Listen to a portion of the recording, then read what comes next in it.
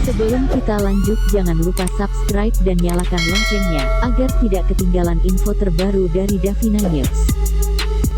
Video ini dipersembahkan oleh Indo Express. Indo Express Fast Handling, Fast Solution.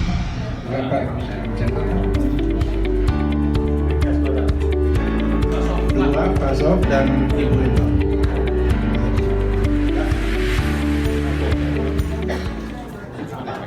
Ini nih. Ini.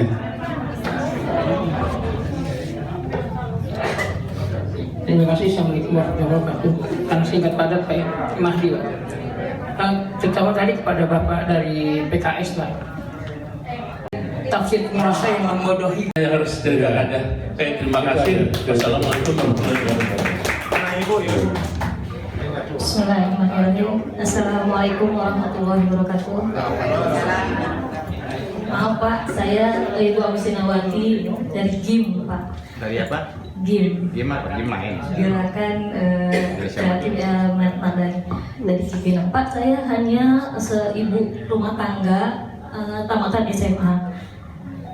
Dulu masih pertama saya mulai nyoblos, ibu saya suka bilang, almarhum ibu saya bilang, Tina, kamu nyoblos hati-hati ya nak. Saya nggak kepikiran tuh Pak, apa itu tujuan omongan ibu saya, almarhum ibu saya. Setelah ibu saya almarhum, terus bapak saya bilang, Tina, orang beriman itu orang yang memikirkan bagaimana perkembangan negaranya, mau bagaimana negaranya, jadi apa rakyatnya. Saya juga nggak nyambung tuh Pak, masih karena saya sibuk dengan ya ibu rumah tangga. Setelah pilkada kemarin lah, baru saya, oh berarti ini yang dibilang almarhum ibu saya. Harus hati-hati menyoblos karena itu dipertanggungjawabkan. Dan almarhum bapak saya pun bilang, orang yang beriman itu harus berpikir bagaimana perkembangan negaranya, mau kemana negaranya, bagaimana pemimpinnya menghadapi rakyatnya, mengayominya. Jadi Pak, saya tadi begitu ada undangan ini, saya lihat, oh judulnya. Jadi saya nggak mau sia-sia langkah saya dari rumah. Ini udah saya persiapkan pertanyaan saya. Bapak narasumber di sini Islam kan? Islam kan, termasuk Bang Yani. Jadi Pak, saya berkeyakinan, hakul yakin, kita ini punya pemimpin jahat Pak. Ada di dalam Al-Quran. Sebentar lagi Allah ridho, dia bakalan lengser. Bapak harus siap-siap menjadi pengganti. Tapi yang saya minta, sanggupkah Bapak sebagai Islam yang kafah? Belum apa? Yang kafah, yaitu dengan ideologinya, hukumnya, kemanusiaannya, keadilannya. Mungkin Bapak lebih pintar lah dari saya. Cuma saya minta, itulah Pak yang jeritan hati yang emak-emak sekarang udah gerah Pak. Udah capek turun di jalanan yang menyuarakan keadilan. Teman-teman saya banyak yang ditahan Pak. Masya Allah, saya udah gak bisa. Mana ini keadilan? Mana ini pemimpin-pemimpin yang kita kemarin yang udah suara-suarakan Pak. Jadi ini saya gak mau sia-siakan langkah. Pertanyaan saya, sanggupkah bapak-bapak narasumber di sini yang dari depan termasuk Bang Yani mempersiapkan nih pemimpin baru? Sebentar lagi Pak, tinggal tunggu ridho Allah. Lengser lah beliau. Bapak-bapak lah yang siap maju, tapi dengan Islam yang kafah tadi. Assalamualaikum warahmatullahi wabarakatuh.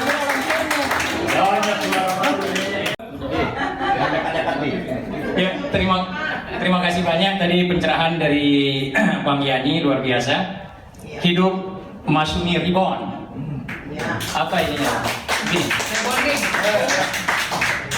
Dan pertanyaan dari bapak-bapak dan ibu tadi, yang pertama terkait dengan pernyataan saya bahwa tidak sedikit ulama atau ustadz yang membodohi umat dengan tafsir versi penguasa. Saya sudah contohkan tadi bahwa rakyat harus diam, bahkan harus menutupi kebobrokan dan keburukan penguasa. No matter what, dia mau korupsi, dia mau melakukan kriminalisasi, dia mau melakukan kejahatan demokrasi, rakyat harus diam. Itu tafsir versi penguasa. Dalilnya juga ada. Tapi dalil yang berusaha untuk memberdayakan kecerdasan politik warga itu dibuang.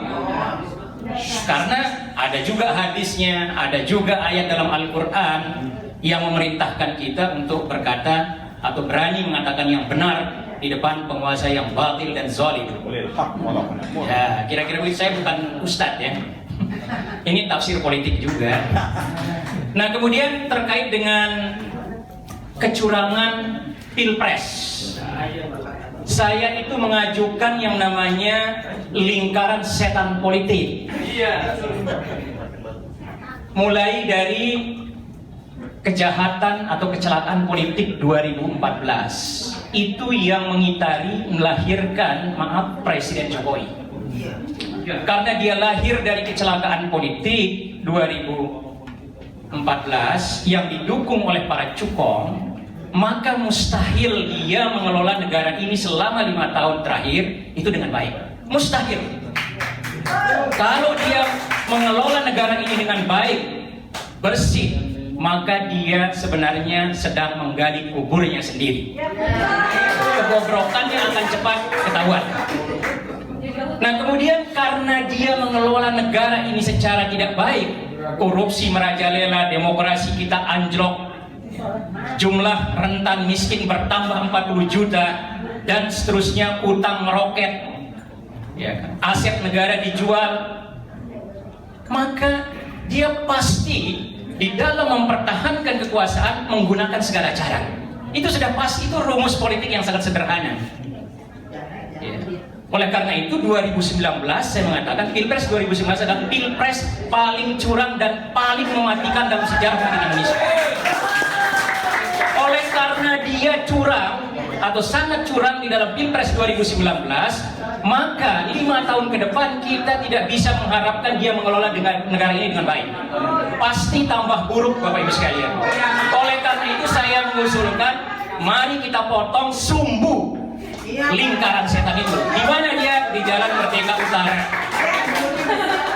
Ya. Tapi begini, tentang politik uang itu Pak Haji, memang kita masuk negara nomor 3 dengan tingkat politik uang paling tinggi sedunia.